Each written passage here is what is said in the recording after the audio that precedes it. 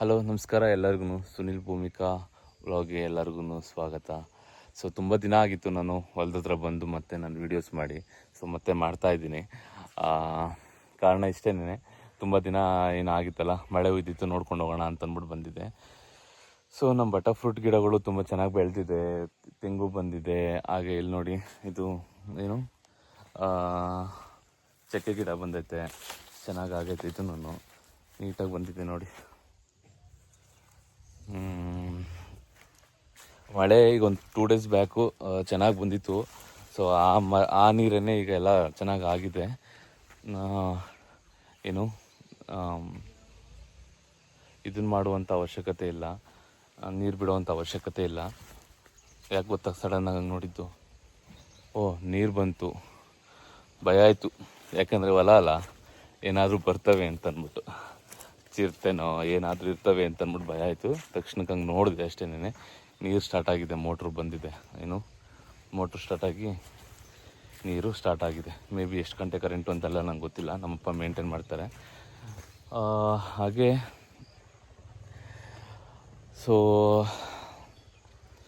ಬಿಸಿಲು ಜಾಸ್ತಿ ಆಗ್ತಾಯಿದೆ, ಹೋಗಬೇಕು ಮನೆಗೆ. ಸುಮ್ಮನೆ ಒಂದು ಸಣ್ಣದಾಗಿ ಒಂದು ಬ್ಲಾಗ್ ಮಾಡೋಣ ಅಂತ ಅನಿಸ್ತು, ತೋರಿಸೋಣ ಅಂತಂದ್ಬಿಟ್ಟು. ನನ್ನೆಲ್ಲ ಸಬ್ಸ್ಕ್ರೈಬರ್ಸ್ಗೂ, ನನ್ನ ಸಬ್ಸ್ಕ್ರೈಬರ್ ಸಹ 1000 ಕಂಪ್ಲೀಟ್ ಆಗಿದೆ. ಅದಕ್ಕೂ ಸಹ ಐ ಆಮ್ ಸೋ ಹ್ಯಾಪಿ. ಅದಕ್ಕೆ 4000 ಅವರ್ಸು ಕಂಪ್ಲೀಟ್ ಮಾಡಿದ್ದೀನಿ.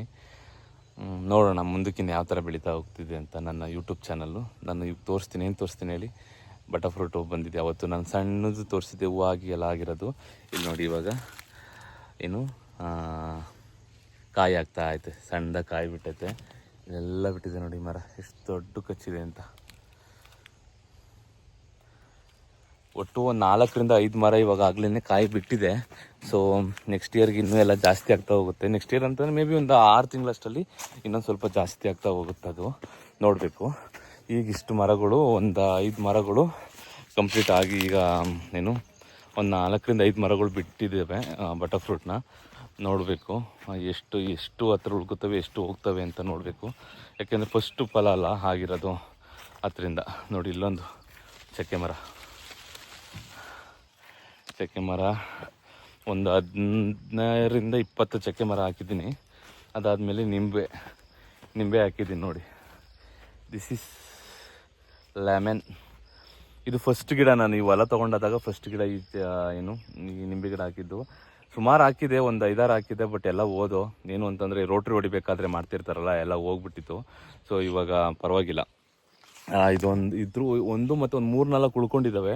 ಅದು 3-4 ಬೇರೆ ಬೇರೆ ಅವಾಗ ಹಾಕಿದ್ದು. ಇದು ಫಸ್ಟ್ ಟೈಮ್ ಹಾಕಿದಾಗ ಉಳ್ಕೊಂಡಿದ್ದು ಇರೋವಂಥದ್ದು. ತುಂಬ ಚೆನ್ನಾಗಾಗಿದೆ ಇದು. ಎಲ್ಲ ನಮ್ಮ ಅಪ್ಪನಿಗೆ ಹೋಗ್ಬೇಕು ಕ್ರೆಡಿಟ್ಸು, ನೀಟಾಗಿ ನೋಡ್ಕೊಂಡಿದ್ದಾರೆ ಎಲ್ಲನೂ. ಓಕೆ. ಸೊ ಅದಾದಮೇಲೆ ಮತ್ತೆ ನಾನು ಇನ್ನೊಂದು ಸ್ವಲ್ಪ ಪಿಗ್ಗಿ ಬಿದ್ದಿದ್ದೋ ಬಟರ್ ಫ್ರೂಟ್ಗಳು, ಅದನ್ನು ರಿಪ್ಲೇಸ್ಮೆಂಟ್ ಮಾಡಬೇಕು ಅಂದ್ಬಿಟ್ಟು ಆ್ಯಶ್ ಇದನ್ನು ಹಾಕಿದ್ದೀನಿ. ಇಲ್ಲಿ ನೋಡಿ, ಇದೆ ಇನ್ನೊಂದು ಸಣ್ಣ ಬಟರ್ ಫ್ರೂಟ್ ಗಿಡ ಹಾಕಿರೋದು. ಇದು ಒಂದು ಆಲ್ಮೋಸ್ಟ್ ಇನ್ನೊಂದು ಮತ್ತೆ 10 ಗಿಡ ಹಾಕಿದ್ದೀನಿ ಇವಾಗ. ಮತ್ತೆ ಎಲ್ಲೂ ಅಂದರೆ ರಿಪ್ಲೇಸ್ಮೆಂಟ್ ಮಾಡಬೇಕು ಅಂತಂದ್ಬಿಟ್ಟು ಮಾಡಿರೋದು. ಇದೆಲ್ಲ ದೊಡ್ಡ ಗಿಡ ಆಗಿದೆ ನೋಡಿ.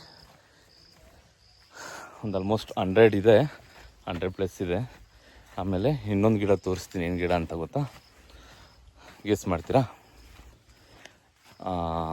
ಎಲ್ಲ ಥರನೂ ಹಾಕಬೇಕು ಅಂತಾರಲ್ಲ, ಸಾವಯವ ವ್ಯವಸಾಯ ಅಂತ ಹೇಳ್ತಾರಲ್ಲ, ಅದನ್ನು ಮಾಡಬೇಕು ಅಂತ ಮಾಡ್ತಾ ಇದ್ದೀನಿ. ಇದು ನೋಡಿ, ದಾಳಿಂಬೆ. ಯಾಕೋ ತುಂಬ ದೊಡ್ಡದಾಗಿ ಬೆಳೀತು, ಹೂವು ಬಿಟ್ಟಿತ್ತು, ಒಂದೊಂದು ಕಾಯಿನೂ ಬಿಟ್ಟಿತ್ತು. ಅಂದರೆ ಇದಕ್ಕೆಲ್ಲ ತುಂಬ ಔಷಧಿ ಹೊಡಿಬೇಕು ಅಂತ ಹೇಳ್ತಾರಲ್ಲ, ಅದು ನಾವು ಮಾಡಲಿಲ್ಲ. ಬಿಕಾಸ್ ಒಂದು ಗಿಡ ಅಲ್ಲ, ಅಂದರೆ ಬೆಳ್ಕೊಳ್ಳಿ ನೀಟಾಗಿ, ಹೆಂಗಾಗುತ್ತಂಗೆ ಬರಲಿ ಅಂದ್ಬಿಟ್ಟು ಮೇಂಟೈನ್ ಮಾಡ್ಕೊಂಡಿರೋದು. ಆಮೇಲೆ ಮತ್ತು ಇಲ್ಲಿ ನಿಂಬೆ, ಇಲ್ಲೊಂದು ನಿಂಬೆ, ಇಲ್ಲೊಂದು ನಿಂಬೆ.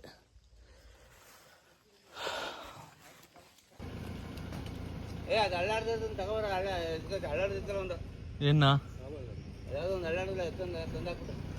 ಬಿಡು ಹೋಗ್ಲಿ, ಏನೆಲ್ಲ ಅವ್ರು ಕೊಡ್ತಿರೋದು ಅವನ್ನೇ ಇಸ್ಕೊಂತಿರೋದು.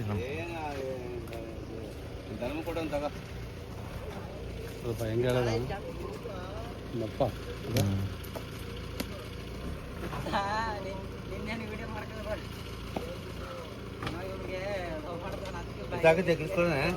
ಏನ ಯಾ ಹೆಂಗಿತ್ತು ನೋಡೈತಿ ನಾನು ಕಾರ್ ತೊಗೊಂಡು ಹೋಗಲ್ವಲ್ಲ. ಮತ್ತು ಅಲ್ಲಿಂದ ತೆಂಗಿನಕಾಯಿ ಎಲ್ಲ ತುಂಬ್ತಿದ್ರಲ್ಲ ಎಳ್ನೀರು, ಪಕ್ಕದ ಜಮೀನಲ್ಲಿ ಎಳ್ನೀರು ಕುಯಿಸ್ತಾಯಿದ್ರು. ಅವರೆಲ್ಲ ಟೆಂಪೋಗೆ ತುಂಬ್ತಾಯಿದ್ರು. ಹಾಗೆಯೇ ಕಾಯಿ ಸಿಕ್ಕಾಬಿಟ್ಟೆ ರೈಟ್ ಆಗಿಬಿಟ್ಟಿದೆಯಲ್ಲ, ಸಿಟಿಲೆಲ್ಲ ಸಿಗಲ್ಲ ಅಲ್ಲ.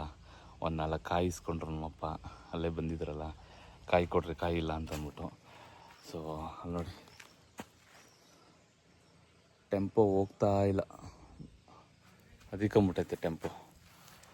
ಸೊ ಈಗ ಇಲ್ಲಿಂದ ನಾನು ನಮ್ಮ